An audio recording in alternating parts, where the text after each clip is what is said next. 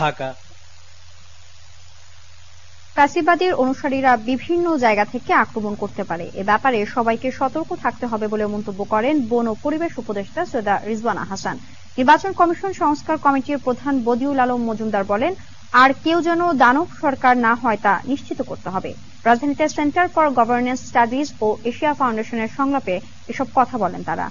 রাজনীতিবিদরা মনে করেন, অন্তর্বর্তী সরকারের জনগণের সঙ্গে সম্পৃক্ততা বাড়াতে হবে, দলগুলোকে নিয়ে ঐক্যমত গঠন করতে হবে। বিস্তারিত আতিকা রহমানের রিপোর্টে। রাজধানী ইস্কাটনে দুঃসময়ের কণ্ঠস্বর, তাদের স্বপ্ন ও বাস্তবতা বিষয়ে সংলাপে অংশ নেন আওয়ামী লীগ সরকারের আমলে গুম হওয়া ও নির্যাতনের শিকার ব্যক্তিরা। পেশাজীবী রাজনৈতিক নেতা ও বৈষম্য বিরোধী আন্দোলনের সমন্বয়করা নির্যাতনের অভিজ্ঞতা জানান।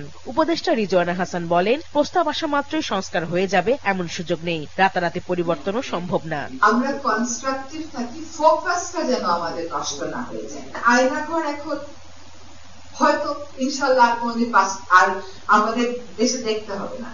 আমরা গুমের কনভেনশনে স্বাক্ষর করেছি, অনুস্বাক্ষর করেছি। এগুলো তো শব্দ বাস্তবায়নের প্রক্রিয়া, দুটোটার সাথে হয়তো হচ্ছে না।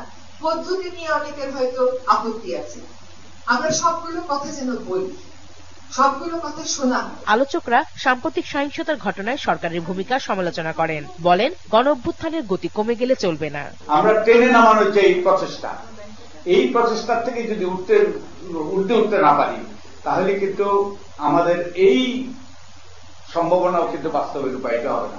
নৈতিকতাই যদি আমি ব্যবহার না করি, হাসিনা দাঁড়া হয়েছে কিভাবে অনৈতিকতা বোধের অভাব, ঠিক তেমনি ভাবে আমরা যদি নৈতিকতা বোধ ব্যবহার না করি, তাহলে কিন্তু আমাদের যে ক্ষমতা আছে সেই ক্ষমতাটাও অপব্যবহার হবে।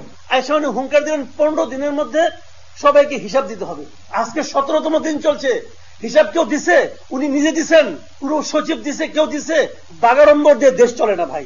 এখনো পর্যন্ত দেশের মধ্যে যে ল এন্ড অর্ডার রিস্টোর করা যাচ্ছে না, এবং আমাদের যে উপদেষ্টারা তারা এরকম ওপেনলি আমার পক্ষে কিছু করার নেই। আপনার পক্ষে কিছু করার না থাকলে উপদেষ্টা হয়েছেন কেন? সর্বোচ্চ যেটা করা সম্ভব সেটা আপনি করবেন। এই কমিটমেন্ট থেকেই তো আপনি উপদেষ্টা হয়েছেন। না হলে জনগণের ম্যান্ডেট নিয়ে এত বড় গণঅভ্যুত্থানের পরে যে উপদেষ্টা মন্ডলী হইল, সেটা আমার কাজ কি? রাজনীতিবিদরা বলেন, কেবল এক মাসের ছাত্র জনতার আন্দোলনে সরকার পতন হয়নি, এর পেছনে রয়েছে বিভিন্ন রাজনৈতিক দলের 15 বছরের লড়াই সংগ্রামের ইতিহাস। ব্যুরোক্রেটিক বা সিও যারা থাকেন, ওনাদের সাথে সাধারণ মানুষ, ওনাদের যে সিদ্ধান্ত নেওয়ার প্রক্রিয়া, সেটাতে একটা হার্শনেস থাকে। সেই হার্শনেসকে মিটিগেট কমিয়ে আনার জন্যই পলিটিশিয়ানের দরকার হয়। সরকারের আমাদেরকে বিশ্বাস করতে হবে, কারণ আপনি এমন কোন আইন বানাতে পারবেন না যে আইন আমরা পরিবর্তন করতে পারবো না। গণতান্ত্রিক প্রক্রিয়ায় রাজনৈতিক ঐক্যমত্যের ভিত্তিতে আমরা এই কাজটা করতে না পারি, আমরা ঝুঁকি বাড়িয়ে তুলব। জাতীয় ঐক্যমত্য তৈরি করতে হবে এই উত্তরণ টানার জন্য। শিক্ষার্থীরা সেই রকম একটা বৈপ্লবিক পরিবর্তন চাইছে। রাজনৈতিক দলগুলো হচ্ছে মেইন স্টেক হোল্ডার। এই সরকারের ব্যাকআপের জন্য, স্থিতিশীলতার জন্য রাজনৈতিক দলগুলো হবে তার অন্যতম সহযোগী। রাজনৈতিক দলগুলোর সাথে কোনো ওপেন আলোচনা নাই। বিগত সময়ের বেনিফিশিয়ারি ছিলেন, তারা গভর্নমেন্টের গুরুত্বপূর্ণ পার্ট হতে যাচ্ছেন। এটি কিন্তু একটা অশনি সংকেত।